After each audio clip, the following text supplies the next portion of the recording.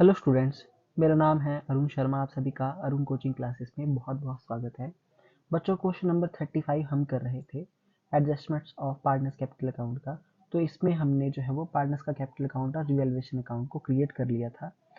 अब इसमें balance sheet जो है वो बनाना बाकी है। ठीक है, तो आज मैं आपको बैलेंस शीट बताऊंगा कैसे बनाई जाती है। देखिए, क्वेश्चन को शुरू करते हैं। आपसे छोटी सी रिक्वेस्ट है कि चैनल पर अगर नए हैं तो प्लीज़ चैनल को सब्सक्राइब ज़रूर करें, बेल आइकन को प्रेस करें और ज़्यादा से ज़्यादा वीडियो को लाइक करें, शेयर करें, कमेंट करना ना भूलें कि आपको जो है लेक्चर्स कैसे लगते हैं। सो बच्चों, आप देख सकते हैं स्क्रीन पे, ध्यान से देखिए कि हमने क्या क्या क्रिएट कर लिया था।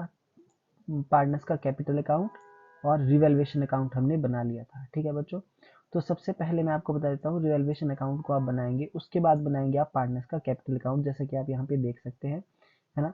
और उसके बाद थर्ड नंबर पे एक अकाउंट और बनेगा यहाँ पे, वो बनेगा कैश अकाउंट। ठीक है बच्चों, तो बैलेंस शीट में आप देख सकते हैं कि एसेट साइड में कोई भी यहाँ पे हमको कैश एट बैंक, है ना, या फिर कैश इन हैंड कुछ भी नहीं लिखा गया है। ठीक है, इसलिए जब भी आप कैश अकाउंट को क्रिएट करेंगे तो उसकी जो है वो डेबिट साइड में आप क्या लिखेंगे, डेबिट साइड में आप लिखेंगे टू बैलेंस ब्रॉट डाउन बच्चों। ठीक है, ओके, ये ओपनिंग बैलेंस होगा, पर यहाँ पे दिया नहीं गया है इसलिए मैं इसके आगे कोई भी अमाउंट मैंने नहीं लिखा है। ठीक है, उसके बाद जब हमने पार्टनर्स का कैपिटल अकाउंट क्रिएट किया था तो आप देख सकते हैं यहाँ पे क्रेडिट साइड में कि हमने क्या लिखा था, बाय कैश अकाउंट, है ना।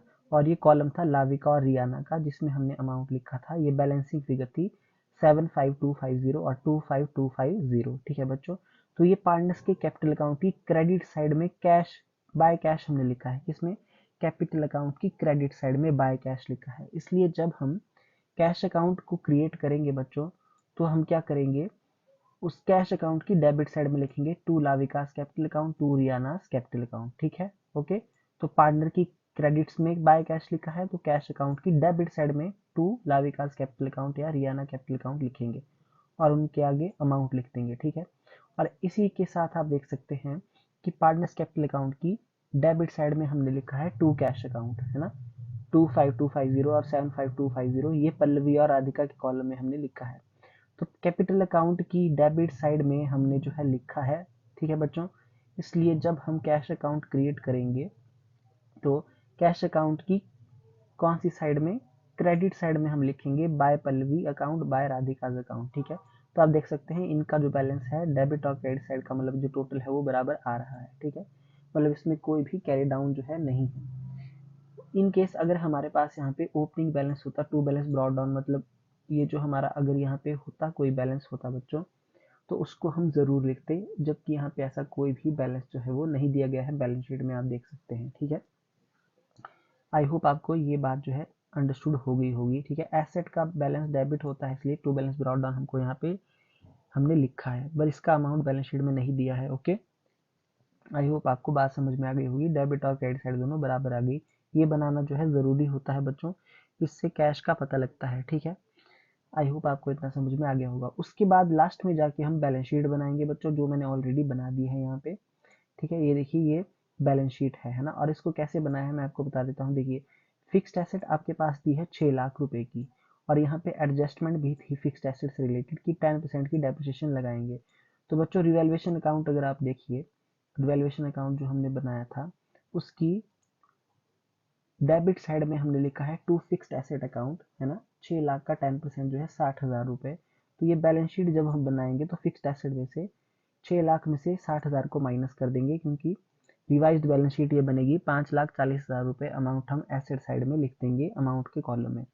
उसके बाद करंट एसेट जो है हमारे 3,45,000 रुपीज़ हैं, इससे रिलेटेड कोई भी एडजस्टमेंट नहीं है, तो उसको एज इट इज इतना ही लिख देंगे 3,45,000। ठीक है बच्चों, और एसेट साइड का अगर आप टोटल करेंगे तो 8,85,000 रुपीज़ आ जाएगा। ठीक है, उसके बाद जो हमने पार्टनर्स के कैपिटल अकाउंट को क्रिएट किया था, तो आप देख सकते हैं यहाँ पे कि उसका जो क्लोजिंग बैलेंस है सेकंड पार्ट में वो कितना आया है, 15350, सभी का यही है। ठीक है, टू बैलेंस कैरी डाउन ये है, देख सकते हैं आप।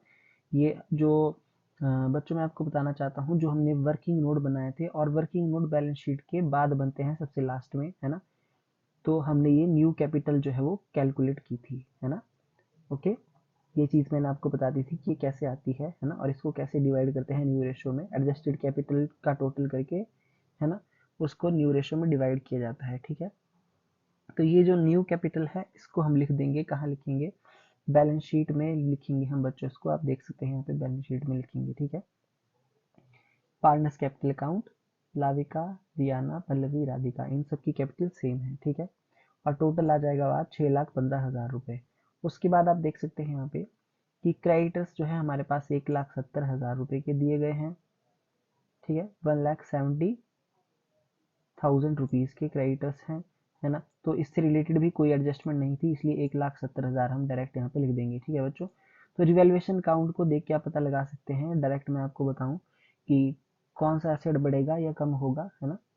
ओके, उसके बाद आप देख सकते हैं यहाँ पे कि एक एडजस्टमेंट थी बच्चों यहाँ पे वर्कमैन कंपनसेशन रिजर्व की। तो बच्चों देखो 1,00,000 का क्लेम था ये, 1,00,000 की मतलब टोटल लाइबिलिटी 1,00,000 की है ये, जिसमें से रिजर्व हमने यूज करना है 75 तक का। तो बाकी की जो 75,000 की लाइबिलिटी यहाँ पे अभी भी स्टैंड है, मतलब टोटल लाइबिलिटी तो 1,00,000 की है। तो ये 25,000 रुपये हम यहाँ पे हमने रिवेल्युएशन अकाउंट में लिखा था, है ना, क्योंकि 25,000 रुपये कहाँ चले जाएंगे रिवेल्युएशन अकाउंट में, बाकी 75,000 रुपये का रिजर्व यूज हो जाए।